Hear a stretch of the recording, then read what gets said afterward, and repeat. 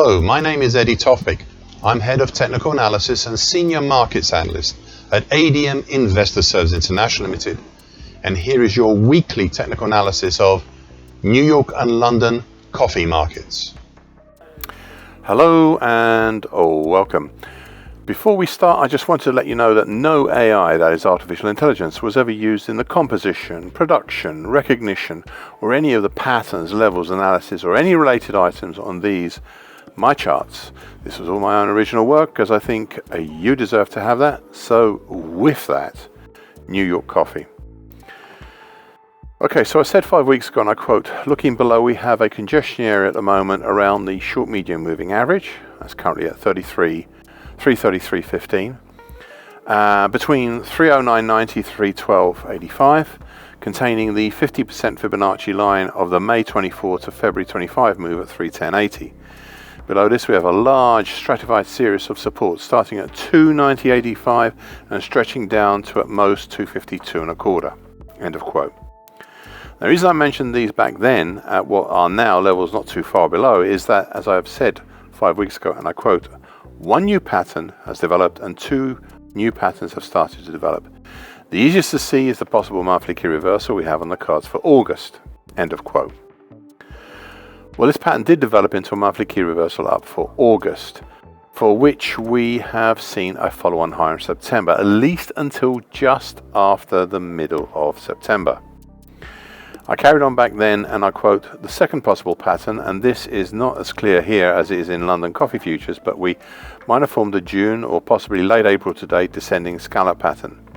This looks like a backward letter J on my daily chart.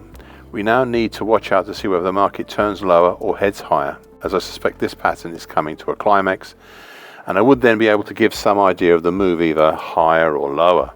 This pattern has become more real in recent weeks with the peak of the upswinging inverted letter J. End of quote. This descending scallop pattern became a triple stroke quad bottom, and a subsequent move up from the descending scallop pattern became an ascending scallop pattern from late July till last week. Not only that, but we might very well look at the whole June to date action as a possible cup with handle pattern, and even though I do not hold this view right now, an even large March to date reverse head and shoulders pattern, one that seemingly failed on the follow through on the upside. The failure on the upside also affected the descending scallop pattern, as I have retired both the primary and secondary targets of this pattern, which were up in 441.05 and 465.20. What we can easily see from the recent action is that yet again the high at 429.5 from February this year has capped the rise, as it did in early March and late April. So what can we now expect from this market? Well, the low on Friday was just ahead of the key 50% Fibonacci line for the key November 24 to February 25 move at 335.15, and just underneath the mauve medium moving average, currently at 339.10, though we are today back over it.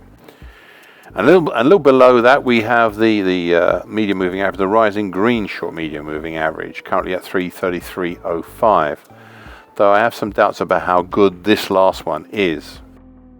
We also have now overhead the gold long moving average, currently at 315.90, and this looks effective today as a cap on the market. What I can say is that back this summer we had resistance between 309.90 to 312.85 that is now acting as support, and though this may get tested on the downside, the subsequent supports further down between 303.40 to 301.55, and then again with the greater supportive force at 290.85, and then between 286.10 down to 260.45, all these supports will erode any bearish incentive that shows itself. I'd also keep an eye on the upside on the two gaps left over from the way down between 364.35 up to 374.05, and the smaller one between 407 to 407.55.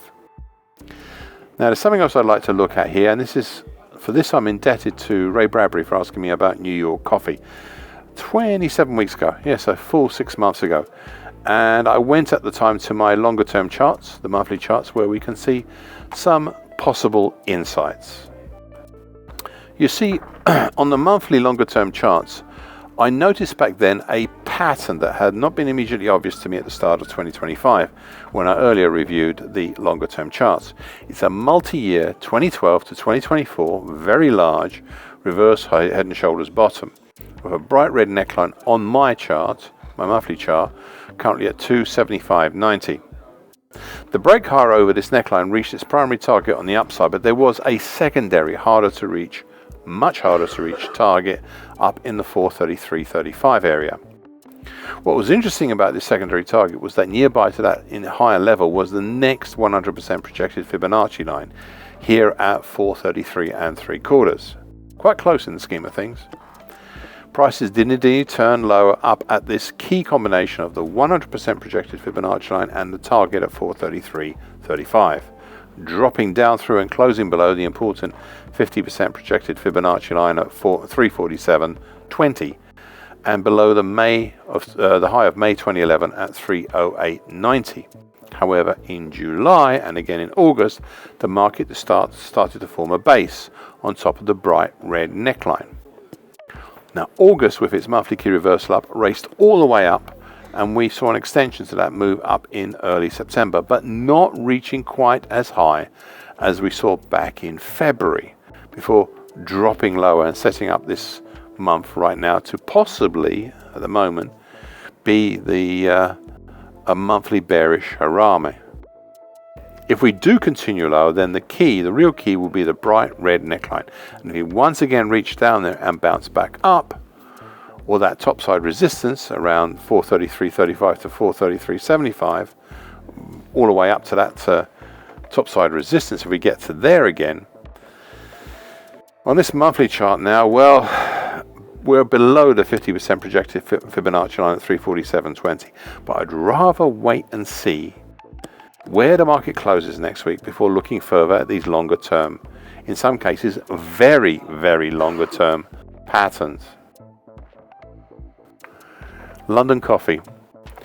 20 weeks ago I said of the bearish pressure on this market, and I quote, "They now have the overhang of the market from roughly 5,300 up to this year's high at 58.49 sitting above."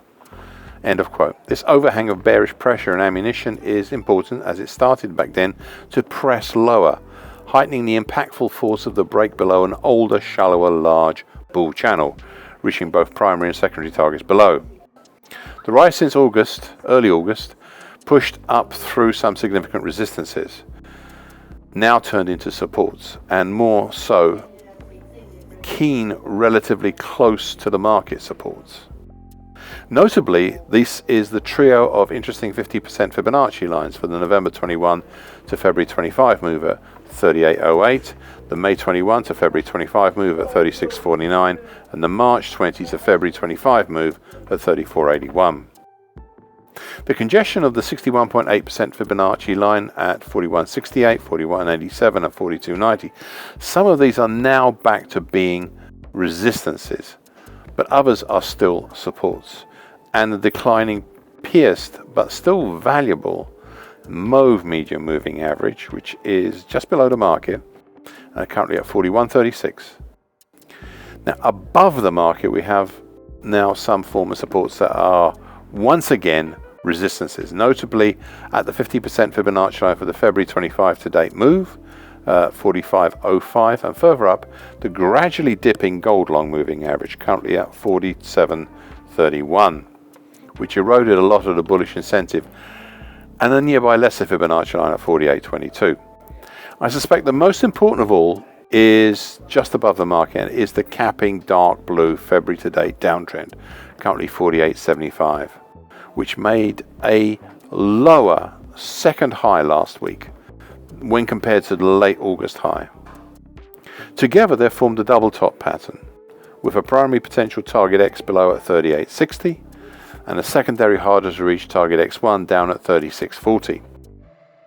These all presuppose one key feature, and that is this is not a false break lower below the neckline at 42.50, which does not look like a done deal just yet.